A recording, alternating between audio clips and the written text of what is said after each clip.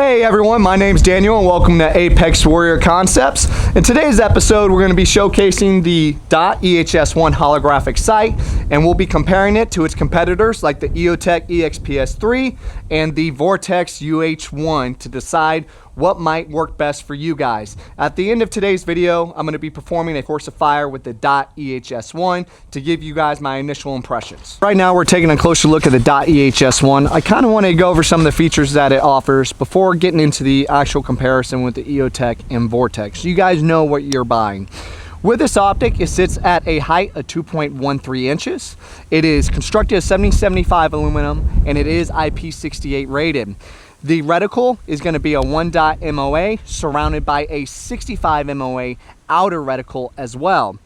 This optic does offer an average battery life of 1,000 hours, depending on obviously the environment you're in, the brightness settings, and also the type of battery you're running. This battery does run on a CR123A.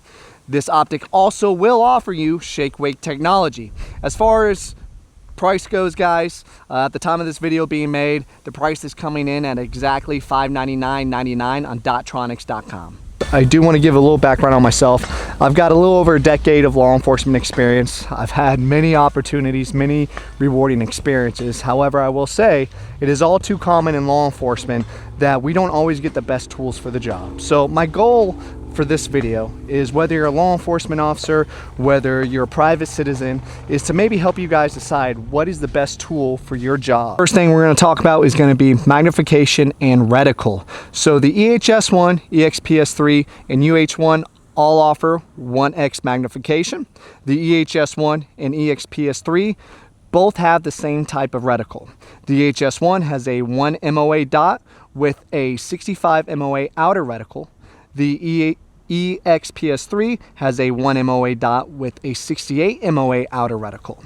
The UH1 actually is kind of a different reticle. It is a 1 MOA dot with a 65 MOA outer reticle called the Donut of Death.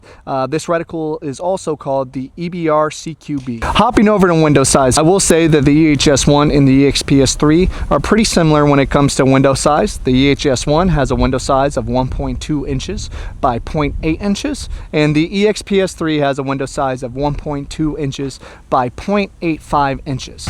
Lastly, the UH1 has a window size of 1 inch by 1.3 inches. I briefly want to go over height, guys, because honestly, the most attractive thing with the EHS-1 is going to be the height. As I said earlier in the video, the EHS-1 sits at a height of 2.13 inches.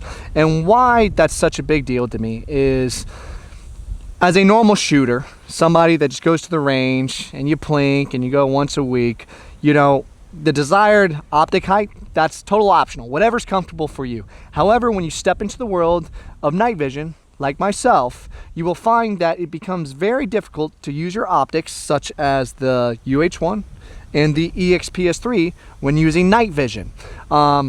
Typically, what I would have to do is, if I bought the EXPS3, I would buy this, and then I'd have to go to a riser company and spend anywhere from $150 to a few $100s to buy a riser that will allow me to passive aim with my night vision through this red dot.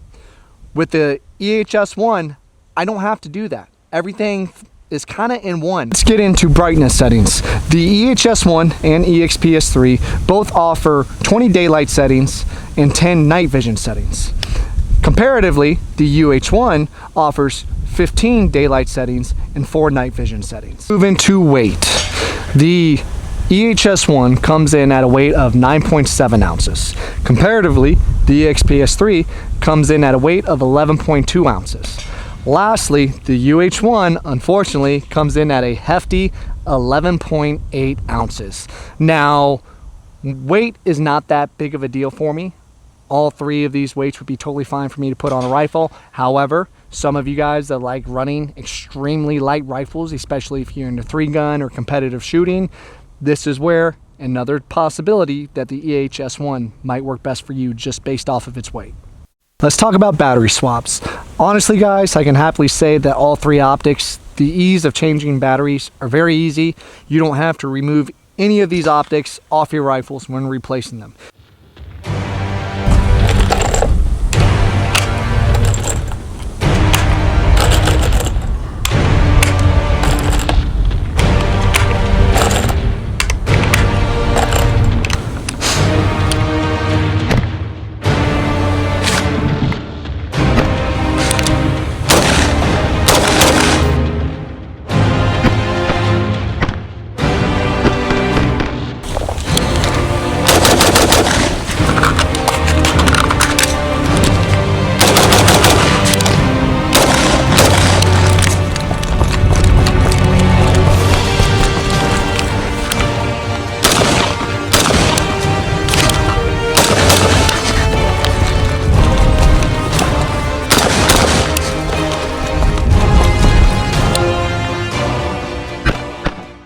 What's going on, guys? As you can tell, we are no longer at the range. Unfortunately, by the time I finished that course of fire, it was time to get kicked out of there. So we are going to be doing my impressions of the EHS-1 here.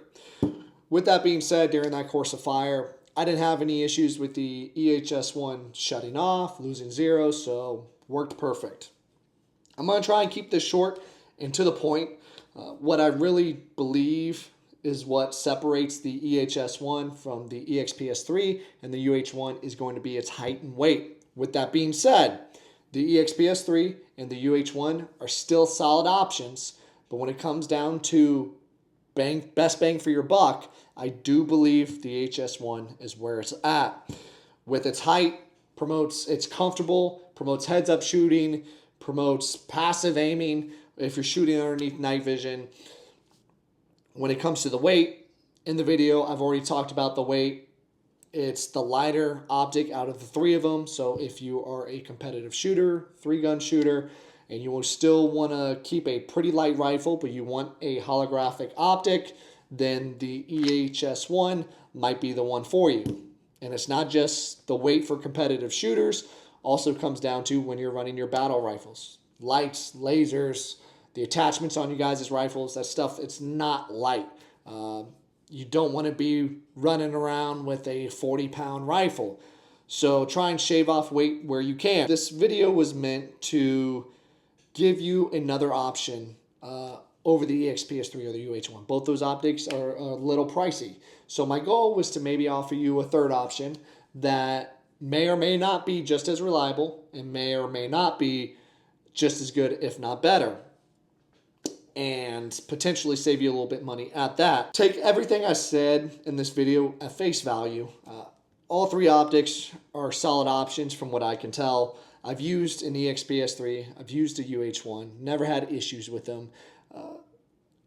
My biggest thing with this optic is going to be the height. I got into night vision a few years ago, and I hate sitting there spending $150 to $300 on an aftermarket riser just to run my optics. So at least with this, with the EHS-1, that's why it's attractive to me, is I get everything in one, and I'm not spending an outrageous amount of money on a separate riser. Also, speaking as far as risers go, should be noted, if you guys go to Dotronics.com, not only does Dot make the EHS-1, but they also make their own risers as well. So if you don't want to buy the optic, and it's just not your flavor, it's not your color, you don't like the size, whatever, that's fine. But if you go to their website, check out their risers. I haven't bought one, so if that's something I'm looking at in the future, so if that's something you guys want to see, you want me to do a breakdown on their risers, let me know, and I will be sure to purchase one. Other than that, guys, that does it for this video. I'll see you on the next one.